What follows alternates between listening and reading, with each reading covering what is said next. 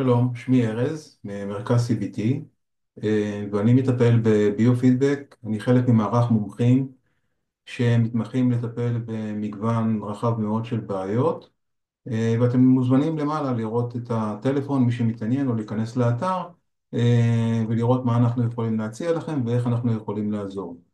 בסרטון הזה אני בעצם אסביר מה זה ביו-פידבק, מה זו השיטה הזאת, איך היא עובדת, ואיך אנחנו מטפלים במגוון רחב של בעיות. ביופידבק למעשה זו שיטה שמערבת פסיכופיזיולוגיה, פסיכולוגיה ומחשוב, טכנולוגיה. אה, שיטת העבודה בביופידבק היא עם חיישנים. אה, תפקיד החיישנים זה בעצם למדוד כל מיני היבטים פיזיולוגיים שבעצם מצביעים על כל מיני פרמטרים פסיכולוגיים שקורים לנו. שיטת הביופידבק בעצם מתחלקת לשלושה נתיבים עיקריים, שהנתיב הראשון זה הנתיב הגופני.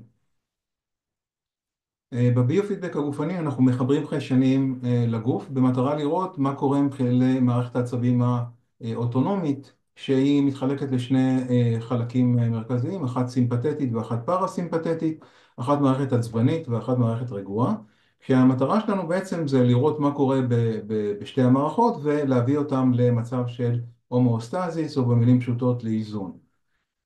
כל החיישנים שאנחנו משתמשים הם לא מעבירים זרם, לא מחשמלים, הם רק מודדים. דוגמה לפידבק אצלכם בבית זה מדחום. כשאתם שמים חום, רואים מספר, המדחום לא משנה, לא מתערב, לא עושה איזושהי מניפולציה על מה שקורה, אבל אנחנו רואים מה קורה בגוף. והחיישנים זה הדבר הזה למשל, שאנחנו מצמידים על האצבע, או חיישנים מהסוג הזה. ובאמצעותם אנחנו מקבלים בעצם המון המון המון אינפורמציה על מה קורה מבחינת מערכת העצבים האוטונומית, איזה תהליכים עובדים טוב, איזה לא, מה קורה עם הנשימה, מה קורה עם הדופק, ולמעשה המטרה שלנו בהתערבות זה בעצם לאמן את הגוף לחזור לאיזון באמצעות פידבק שאנחנו נותנים לו. פידבק יכול להיות צליל, תמונה, סרט, מספר. הגרפים שאתם רואים מאחורה זה אחד הצורות לביו-פידבק. אתם רואים שם מספרים ורואים גרפים אדומים, כחולים, כתומים, והם בעצם מייצגים את הפיזיולוגיה של האדם, שלמעשה בדרך הראשונה של ביו-פידבק אנחנו משתמשים בפידבק שמתקבל מהמכשור ומאמנים את המטופל לחזור לאיזון באמצעות דמיון מודרך, נשימות ועוד ועוד ועוד. הדרך השנייה של ביו-פידבק היא נקראת האג, קיצור להימואנצפלוגרפי, ולמעשה מה שאנחנו עובדים למעשה זה על האונה הפרונטלית, זה הדבר הזה. והאונה הפרונטלית למעשה זה הבוס של המוח, ואם הבוס הוא חזק, כל המוח ואשתו עושים מה שאנחנו מבקשים, אבל אם המוח הוא חלש, מתחילות להיות בעיות. מוח חזק מתבטא בזרימת דם וחמצן לכל האזור הזה. ובביו-פידבק בשיטה של ההג אנחנו יכולים בעצם למדוד כמה האונה הפרונטלית היא חזקה או חלשה, ובעצם לאמן באמצעות התניה אופרנטית את המוח לחזור לאיזון. למעשה החיישן של האג זה חיישן אינפרה אדום, זה הדבר הזה, שיושב בצורה הזאת באזורים שונים של המוח,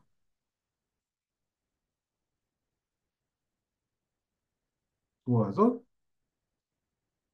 ולמעשה באמצעות תוכנה וחומרה מאוד משוכללת, אנחנו יכולים בעצם לנטר את הזרימת דם לאונה הפרונטלית, ולאמן את המוח לחזור לאיזון, כאמור באמצעות התניה אופרנטית. התניה אופרנטית זה התניה של למידה. כל מה שאנחנו עד שהגענו עד הלום, אנחנו בעצם למדנו באמצעות חיזוק חיובי וחיזוק שלילי.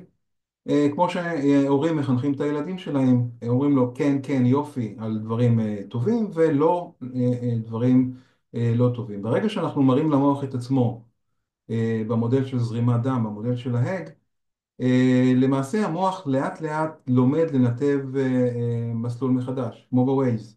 אבל כדי שהוא יעשה את הניתוב מחדש הזה, אנחנו בעצם צריכים להראות לו, צריכים לתת לו כיוון, צריכים לתת לו חיזוק, ולאט לאט בסדרה של טיפולים, ואני מדגיש על סדרה של טיפולים, המוח לומד התנהגות שהיא יותר בריאה לו, יותר טובה לו, וככה בעצם נוצרות התנהגויות חדשות.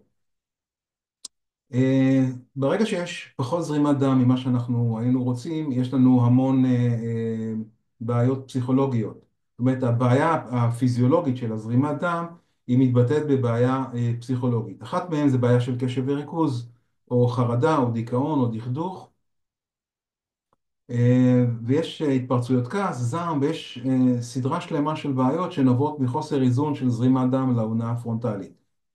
חרדה למשל היא דוגמה טובה לאחד הבעיות שנוצרות מחוסר איזון. למעשה שהבוס הוא לא בוס, יש לנו כאן כפתור שנקרא אמיגדלה, והאמיגדלה זה כפתור המצוקה והסכנה של המוח.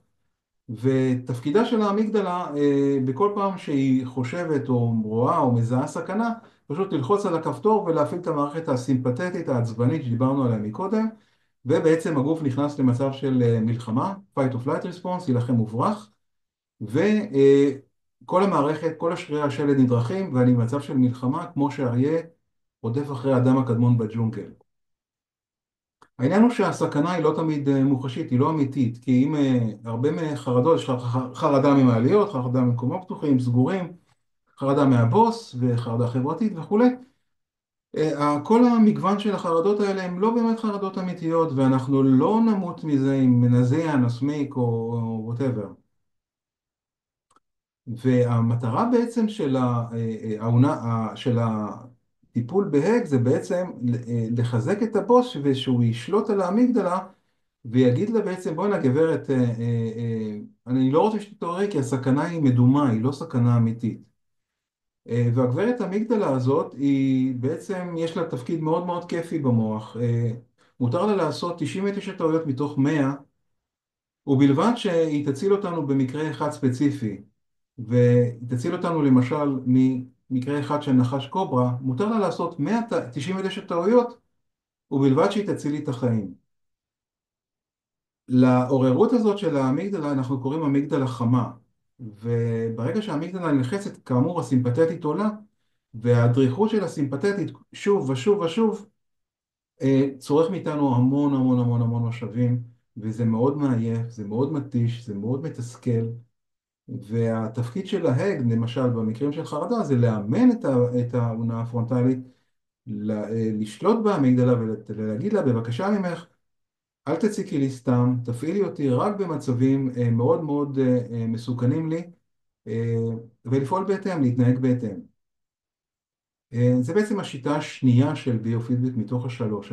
השיטה השלישית בעצם היא שיטה שנקראת נוירופידבק. בנוירופידבק אנחנו לא עובדים על הגוף, כמו בדרך הראשונה, אנחנו לא עובדים על האונה הפרונטלית, כמו בדרך השנייה, אנחנו בעצם עובדים על גלי המוח עצמם. גלי המוח בעצם, המוח עובד על חשמל וכימיה, וגלי המוח בעצם משקפים לנו דפוסים של מצבים פסיכולוגיים. המדענים חילקו את דפוסים של גלי המוח נמדדים למעשה בהרצים, במחזורים בשנייה. למשל, גלי אלפא נמדדים ב10 מחזורים בשנייה, וגלי תטא נמדדים ב4 ל8 מחזורים בשנייה. ולכל דפוס של קבוצה של גלי מוח כזאת יש איכות פסיכולוגית. למשל, אם המוח שלנו מייצר המון המון גלי בטא, בטא זה גלים מאוד מאוד מאוד גבוהים ומהירים, המצב הפסיכולוגי שלנו יהיה מצב של חרדה. לעומת זאת, אם המוח שלנו ייצר גלי אלפא באזורים מסוימים במוח, המצב התודעה שלנו יהיה מאוד מאוד מאוד רגוע. זאת אומרת, יש קורלציה בין הדפוסים של גלי המוח למצבי התודעה שלנו. ובאמצעות נוירופידבק, זה השיטה השלישית, אנחנו יכולים בעצם למדוד את גלי המוח, לראות אותם באמצעות מכשור משוכלל, ויותר חשוב מזה, לעבוד עליהם להשפיע עליהם, ולהביא את המוח למצב הרבה הרבה יותר מאוזן. איך זה נעשה? למעשה אנחנו משתמשים במעין כובע כזה,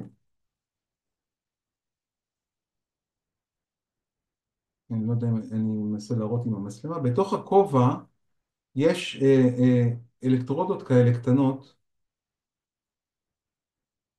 הנה, בתוך הספוג יש אלקטרודה, ואנחנו בעצם, כדי לראות מה קורה במצב, את גלי המוח שלנו, אנחנו שמים את הקסדה הזאת על הראש, בצורה הזאת, וככה אנחנו יכולים בעצם לראות איך וכמה המוח מאוזן עם עצמו. מה יותר מאוזן? איזה חלקים במוח מדברים יותר או פחות אחד עם השני? מי מתקשר יותר? מי מתקשר בחסר? מי מתקשר ביתר? ולכל הנתונים האלה יש משמעות. למשל, בבעיות של קשב וריכוז, ה- לרוב אצל ילדים וגם אצל מבוגרים, יש לנו המון המון גלי תטא שמייצגים ריחוף וחוסר מיקוד, ופחות מדי גלים של ריכוז. ומה שאנחנו עושים בתהליך של נוירופידבק, אנחנו בעצם מאמנים את המוח להגביר את הגלים של הריכוז לאורך זמן. כך שהמצב, הבייסליין שלנו יהיה מוח מרוכז, ולא לחלופין מוח לא מרוכז ולא שקט. למשל, בבעיות של דיכאון, ההמיספירה השמאלית לא מאוזנת עם ההמיספירה הימנית מבחינת דפוסים של גלי אלפא. בבעיות שינה, אני מדבר באופן גורף וכוללני כרגע, בבעיות שינה החלק הקדמי של המוח יותר לא מאוזן עם החלק האחורי של המוח. בעיות רגשיות, אנחנו מדברים על האונות הטמפוריאלית, שזה כאן, הדברים לא מאוזנים. בשיטה של הנוירופידבק אנחנו בעצם באמצעות החיישנים והתוכנות המשוכללות אנחנו יכולים לראות מה קורה במוח, ויותר מזה איך להשפיע וללמד את המוח באמצעות התניה אופרנטית לחזור לאיזון. הפידבק שמתקבל מכל השיטות זה יכול להיות צליל, גרף, תמונה, סרט, ושיטת הלימוד היא התניה אופרנטית. דוגמה נוספת להתניה אופרנטית זה למשל אני שגרתי בשרון והייתי עובד בתל אביב, וחניתי על כחול לבן. אמרתי וואלה לא בא לי להפעיל את הפנגו, והלכתי לעבודה, חזרתי, קיבלתי דוח. פעם השנייה אמרתי טוב אני אנסה שוב, אולי זה היה מקרה, וחניתי שוב בכחול לבן, גם לא הפעלתי וקיבלתי דוח. בפעם השלישית אני כבר למדתי.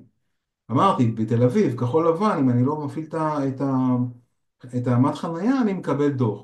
וזה הסוג של הלמידה של ההתניה האופרנטית. בעצם אני למדתי שכחול לבן בתל אביב, בלי להפעיל את החנייה זה דוח.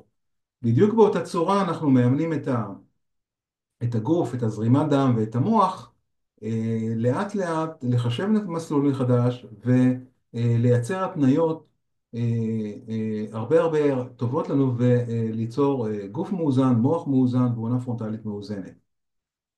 אלה הם שלושת השיטות של ביו-פידבק.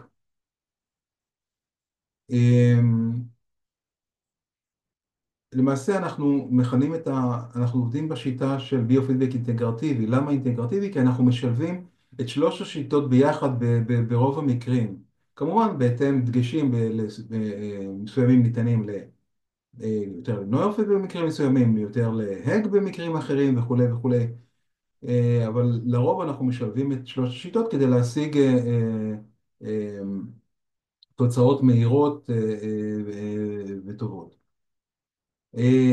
במידה ויש לכם שאלות, אתם יכולים להתקשר למרכז, לשאול על ביו-פידבק, יכולים להפנות אליי. אני אשאיר עוד פרטי התקשרות בגוף הסרטון. אם אתם רוצים ליצור קשר, יש לכם פה למעלה בסליידר העליון את המספר טלפון של הקליניקה. אם במידה ומצאתם שהסרטון הזה עזר לכם, נשמח מאוד אם תעשו לנו לייק. אם אתם חושבים שזה יעזור לחברים שלכם, נשמח אם תשתפו את החברים. ונשמח שתעשו לנו מנוי, תעשו סאבסקרייב, ואנחנו בעצם, מתכננים להוציא עוד ועוד סרטונים. נשמח שתהיו בחלק ותהיו מעודכנים. תודה רבה ולהתראות.